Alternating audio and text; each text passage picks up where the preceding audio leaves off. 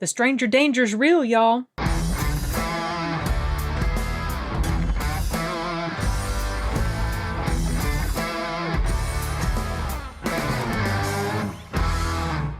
Okay, I am sitting down now ready to film my full-on review for The Black Phone. I saw it this afternoon, very first showtime it had for Thursday previews, 5 o'clock. And the whole thing about stranger danger, as I'm watching this movie, so it takes place in 1978. It was based on a short story, not a book. I thought it was a full-on book when I did my out of the theater reaction, but it's a short story, apparently. And when I'm watching this, so because it takes place in the 70s, I remember that time, I also remember these different things they would show us, or at least one time this thing that they showed us in school. I guess it was elementary school. Yeah, I'm pretty sure it was elementary school. And it was this warning about stranger danger, basically, where they were talking about these kids that had gotten kidnapped and killed, and they showed like this reenactment of them being kidnapped and trying to escape in the forest. And that haunted me, you guys. I mean, that freaked me the heck out. It was quite scary as a youngster. And I got that vibe from this because, well, the story is about some demented person who's kidnapping these kids and they're being killed. And, at some point, as you know by the trailer, the main actor, his name is Finn. The main character, his name is Finn. He gets kidnapped, and through the course of the story, through the course of his time being held, as a kidnap victim, there's this phone in the place where he's being held, and it rings. It's not connected, doesn't work, but it rings.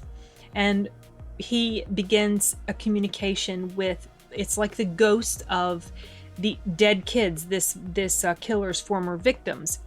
And they were known to him because it's kidnappings and killings that's taking place in this area. So he knows several of the victims, and they communicate with him, tell him the things that they know, things that he can do to try to save himself. And so that's, the basic premise of the story. They are going to assist him to try to escape this killer. And one thing I really appreciated about this film, sorry, I got a dog that wants to get down. Go ahead, Levi. One thing I really appreciated about this film was that 70s vibe. The colors, I mentioned even the texture of the film felt like something from the 70s, even though not exactly, but it just had that feel. Maybe it was the color palette, but also little touches that they had. Like there's a scene where he's been watching TV late into the night and he falls asleep, and way back when in the 70s, and I think also in the 80s too, this was happening. Once TV would have this programming would have an end to it. It didn't go on 24 hours. And so at the end, there would be like this static image that they put up. They showed little things like that. Also stuff about, missing kids and posters. And this is certainly something that is still happening today. But back in the day, it did feel like that was a really big thing that people were noticing and talking about. And I don't know, that might be my imagination. It's just, it really did. That was the vibe you got. So people did learn about stranger danger, and there was certainly an understanding of the dangers out there to kids by strangers. Now, yes, statistically, when children are harmed, it's most often by people that are close to them, but that danger is real and it's scary. So anyway, as we know, Ethan Hawke plays the guy who's doing the kidnapping. And something interesting, he had this wacky mask, as you would see. Sorry, I forgot to start the slideshow. He had this wacky mask, and it would change. It took me a little bit, like, see there, it's got like this sort of a frown, but then there it's got like this grin. And then sometimes he would wear it with just the top part, and then sometimes he would wear it with just the bottom part. And then sometimes he just had his face painted. Well, initially when you see him, when he kidnaps the kid, he has his face is just painted white. That's shown in the trailer, so there's no spoilers there. But he never really full on showed his face. I don't believe, maybe there were little short moments, but he often just this mask. And that mask itself felt like a character in the story. And of course, Ethan Hawke doing, see, even that looks like something from the 70s, that poster. Anyway, so Ethan Hawke, you know, doing the acting with his voice and creepy and all of that. So I thought that was very effective.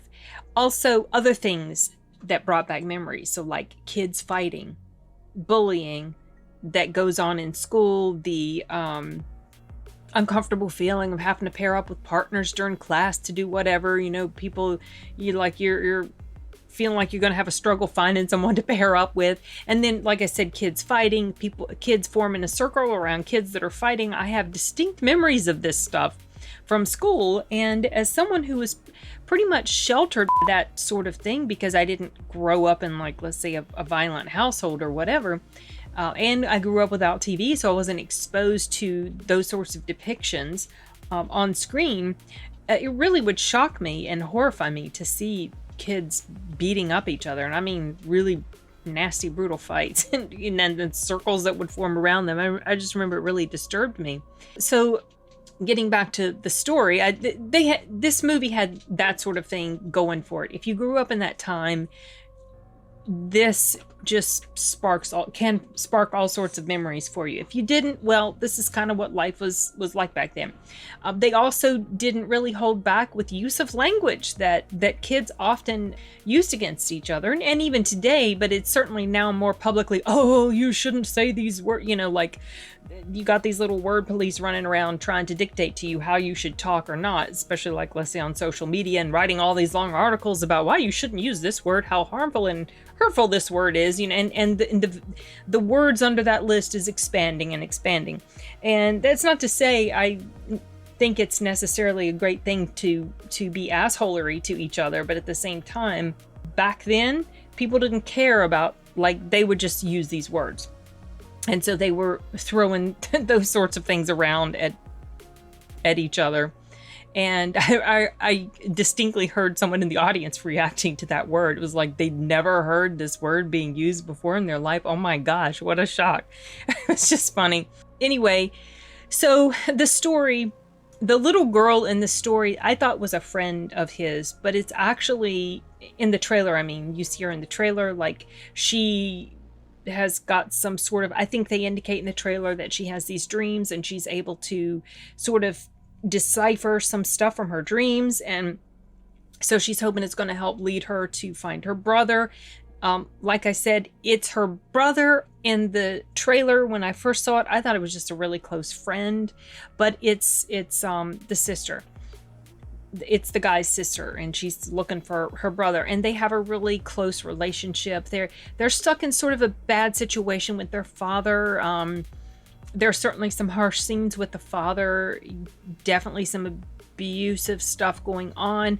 You sort of get a glimpse as to, well, you do get a glimpse as to why the father is the way he is, but it certainly is something that's causing damage in the relationship. And there's a scene, a particularly violent scene that happens, and it's very unsettling, and especially, I guess, for the generation that I'm from, we have very distinct memories of this sort of thing.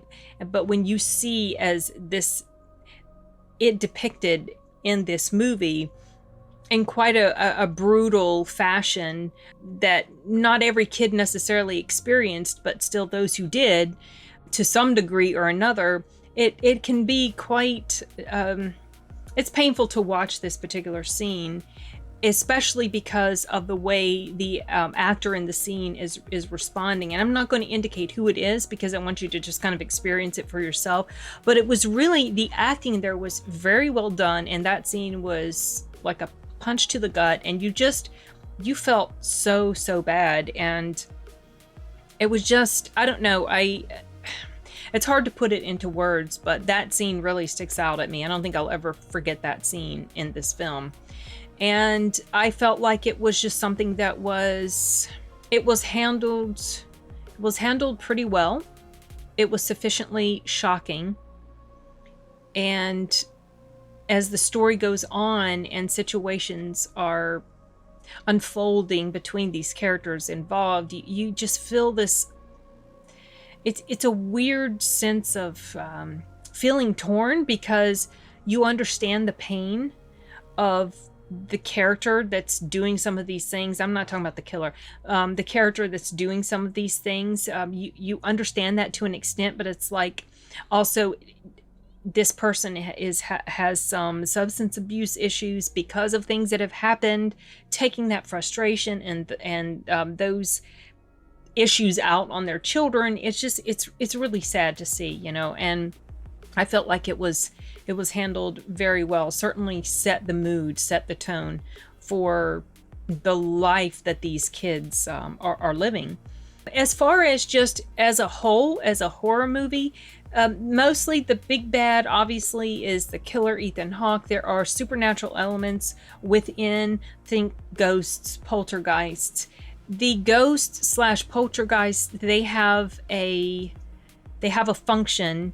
There's a reason that they're doing what they're doing. There's a reason that they're there. You know, if you believe in things like, you know, spirits lingering in places where bad things happen, that sort of thing. I do want to listen to the short story or read the short story just to see how much in depth it goes compared to the movie. I have a feeling that probably the movie delved a little bit more into it, but I thought it was a pretty cool concept that he's communicating with these previous victims, and they're giving him tips and pointers on how to try to escape this crazy person. You don't really delve too much into the character of the killer. He's kind of removed from you. I guess you're not supposed, doesn't matter what his purpose is. He's a psycho. He's a crazy person. He gets pleasure out of hurting children, especially male children, because I think, yeah, all his victims were male children. I'm not sure if there was some sort of other type of assaulting that was going on. That's not particularly clear, but, you know, wouldn't surprise me if that was the case. But there are some things, despite the fact that I really enjoyed this film, I liked how it went. That's not something that I often say with horror films, because a lot of times they're just not so great. But despite all that, there are a couple things that kind of stood out to me as like, oh, that doesn't work so well. I'll give an example with trying to give away too many spoilers, or just any spoilers at all. This kid is doing something that involves a long, thick rope, like a cable. It's not stiff. It's a floppy thing. So it's like a thick, like a cable rope, whatever, and a rolled up piece of carpet. And this thing that he's doing with those two items, the way it's shown in the movie, I'm highly doubtful that that's something that would actually have happened. I just don't think it would have worked out that way. And I'm not going to get specific, like I said, because I don't want to tell you exactly what it was. But I realized that this thing had to happen for this other thing to occur. But the items that were involved in the scene, just realistically, it wouldn't have worked that way. It wouldn't have worked that way. So that's one of the things. Another thing, and these are minor issues, minor. Another thing was that some of the victims that Ethan Hawke's character would target and took down, especially one in particular, just so like they're all teens, right? Let's say, because this kid, he's supposed to be 13. So they're all supposed to be around that age. Some of the teens, at least one of the teens definitely looks quite a bit older than that. And so maybe he was supposed to be older than that. Maybe he's supposed to be like 16 or 17. But this kid wasn't scrawny. He was like looked like someone who could handle himself pretty well against an adult based on other scenes you see pictured in the film. And so I'm like, I don't feel like that was a really good choice as a victim. Feels like they should have made that kid like someone scrawny, someone who didn't look like he could defend himself, someone who looked like he was, you know, like a kid who could easily be picked on. Like the character Finn, he was bullied in the story. And so you know, you could see him being a realistic victim, but one or two of the other victims, it's like, I don't know how easily that would go down. But that's really not a big deal. Honestly, that's just, it's hardly enough to complain about. I'm just trying to talk about some of the things that I did write down to just kind of bring up. But as a whole, this was a pretty well done horror film, quite atmospheric. The tone was just gave you those horror 70s, horror 80s, horror vibe. And I thought it was just pretty solid. And I look forward to watching it again because I have a feeling that my son will want to see it and I wouldn't mind going back to watch it again. And we'll probably add this to my collection. So yeah, if you like horror, and you have read or like any of Joe Hill's stuff, then maybe give this a go and see what you think. It's definitely on up there. Like, I liked the X movie as well. So this is kind of like, probably I like this more just because the subject matter, like the movie X revolves around these people making a porn movie. So there's some pretty, you know, raunchy stuff they're showing, right? So this one is something I could see myself rewatching multiple times, just because I connected more with it and liked it quite a bit. I mean, like I said, I liked X, like this too, but this is one of the types of horror films that I would return to time and again. So yeah, that's it.